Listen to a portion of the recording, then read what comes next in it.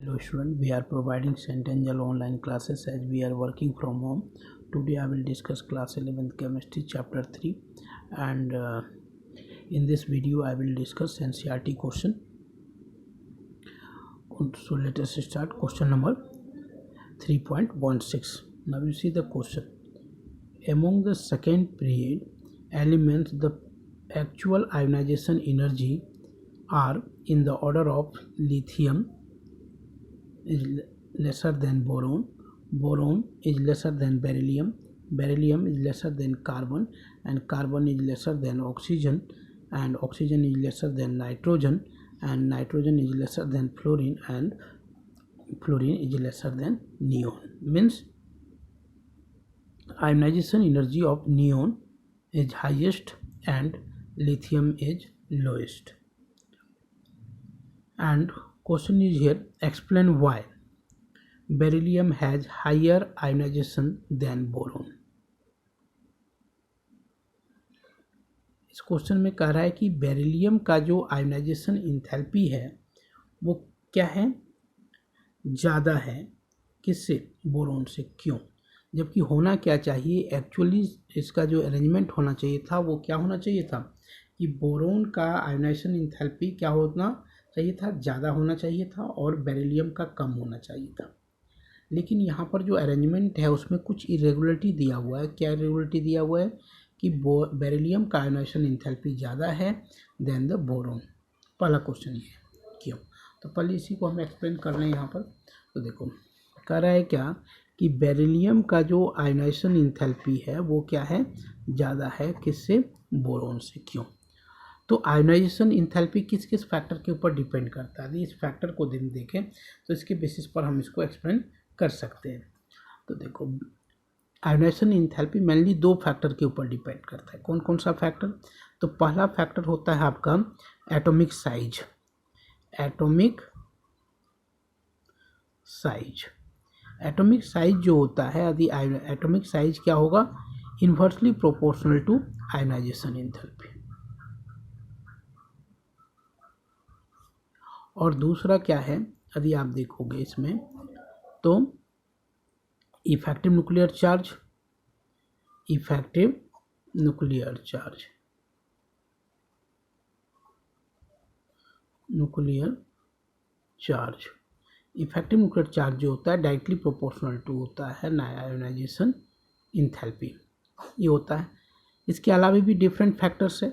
Configuration भी होता है कि यदि कौन मोस्ट स्टेबल कॉन्फ़िगरेशन, जिसका स्टेबल जितना ज़्यादा स्टेबल होगा आयोनाइजेशन इंथैल्पी क्या होगा उतना ही ज़्यादा होगा। तो यहाँ पर जो क्वेश्चन दिया हुआ है कि boron has less ionization enthalpy than beryllium, इसका एक्सप्लेनेशन क्या होगा। तो बोरोन का हम पहले कॉन्फ़िगरेशन करके देखते हैं। तो कॉन्फ़िगरेशन क्या आएगा, 1s2 2s2 2p1, और बेरिलियम का कॉन्फ़िगरेशन क्या है, 1s2 2s2। बेरिलियम का कॉन्फ़िगरेशन क्या हो गया, 1s2 2s2, और बोरोन का कॉन्फ़िगरेशन हो गया 1s2 2s2 2p1। तो हम क्या पाते हैं कि बेरिलियम का कॉन्फ़िगरेशन जो है वो एक स्टेबल कॉन्फ़िगरेशन के अंदर आता है, एक स्टेबल कॉन्फ़िगरेशन है, जबकि बोरोन का कॉन्फ़िगरेशन जो है वो लेस स्टेबल है, क्योंकि P में 1 इलेक्ट्रॉन्स है, जबकि क्या होना चाहिए, P3 हो या फिर P6 हो तो हाफ फील्ड होता है या फिर कंप्लीट फील्ड हो जाता है। लेकिन क्या है यहाँ पर ओनली 1 इलेक्ट्रॉन्स है। तो हम क्या पा गए कि बोरोन का कॉन्फ़िगरेशन जो है वो लेस स्टेबल है एज कम्पेयर टू बेरिलियम, या हम कह सकते हैं कि beryllium has more stable configuration 2s2 than the boron. पहला रीजन। दूसरा क्या होता है, सेकेंड रीजन यदि हम देखें तो बेरिलियम से हमको कहाँ से इलेक्ट्रॉन्स को निकालना पड़ेगा, तो s ऑर्बिटल से निकालना पड़ेगा, और s ऑर्बिटल का पेनिट्रेटिंग पावर क्या होता है, हाई होता है, वो न्यूक्लियस के ज़्यादा क्लोज होता है, तो उससे इलेक्ट्रॉन्स निकालना ज़्यादा डिफिकल्ट होता है।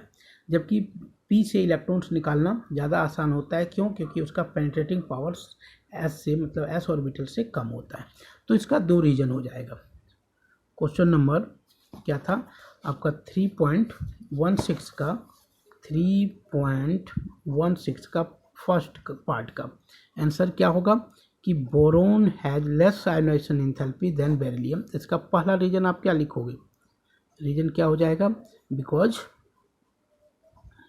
बोरोन हैज या फिर beryllium has more stable 2s2 configuration. क्या है इसका? मोर स्टेबल कॉन्फ़िगरेशन है then boron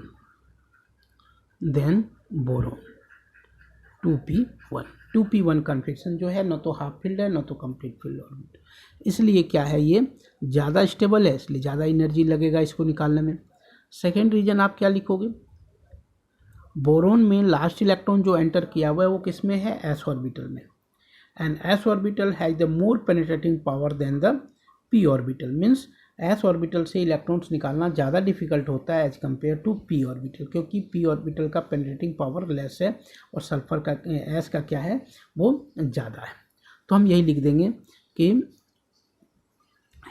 the penetrating power of the s orbital means s orbital is more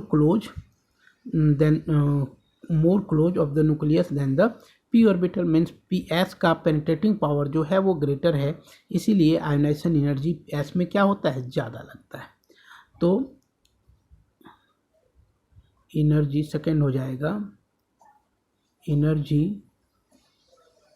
required to eliminate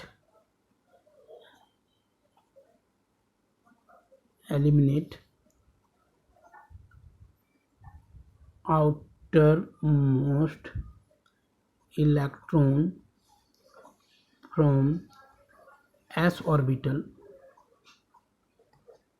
is greater than p orbital। तो second reason ये हो जाएगा। बस दो आप बात लिख दोगे। फर्स्ट रीजन क्या होगा कि beryllium has more stable 2s2 configuration than the boron, and second हो जाएगा कि s orbital has required more energy to eliminate the outermost electrons than the p orbital, that is why beryllium has higher ionization enthalpy than the boron, that's is second part देखते हैं इसका। Second part क्या कर रहा है question का? Oxygen has lower ionization enthalpy than nitrogen and fluorine. Now you see, oxygen का atomic size क्या है? तो नाइट्रोजन से बड़ा है, तो ऑक्सीजन का आयोनाइजेशन एंथैल्पी ऑक्सीजन का एटॉमिक साइज छोटा है नाइट्रोजन से, तो ऑब्वियसली क्या होना चाहिए? आपको ऑक्सीजन का आयोनाइजेशन एंथैल्पी ज़्यादा होना चाहिए, लेकिन यहाँ पर हम क्या पा रहे हैं कि ऑक्सीजन का आयोनाइजेशन एंथैल्पी लेस है और नाइट्रोजन का आयोनाइजेशन एंथैल्पी क्या है? ज़्यादा है। क्यों?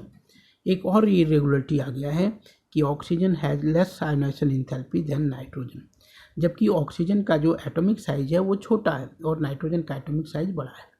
क्यों? तो इसमें भी कन्फिक्शन देखना पड़ेगा आपको। तो ऑक्सीजन का कन्फिक्शन यदि हम करें 1s2 2s2 2p4, और यदि हम नाइट्रोजन का करते हैं तो क्या आ गया? 1s2 2s2 2p3। तो नाइट्रोजन क्या है? नाइट्रोजन का जो ये है कन्फिक्शन, लास्ट कन्फिक्शन है वो क्या है? हाफ फील्ड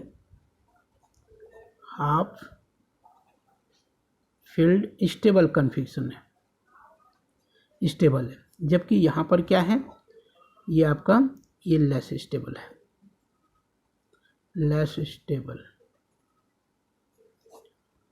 तो नाइट्रोजन का जो कन्फिक्शन है वो क्या है? हाफ फील्ड स्टेबल कन्फिक्शन है 2p3, और जो कि मोर स्टेबल है देन द 2p4 कन्फिक्शन। इसीलिए क्या होगा? जो आयोनाइजेशन एंथैल्पी होगा नाइट्रोजन का वो क्या हो जाएगा? ग्रेटर हो जाएगा देन द ऑक्सीजन। इसका भी आंसर यही हो जाएगा। यहाँ लिख देंगे कि nitrogen has more stable half filled 2p3 configuration, that is why nitrogen has more ionization enthalpy than the oxygen.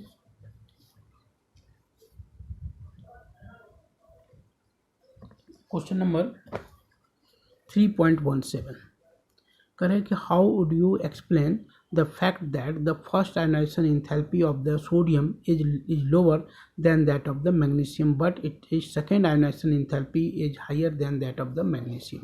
तो क्वेश्चन क्या कर रहा है यदि हम क्वेश्चन देखें 3.17 का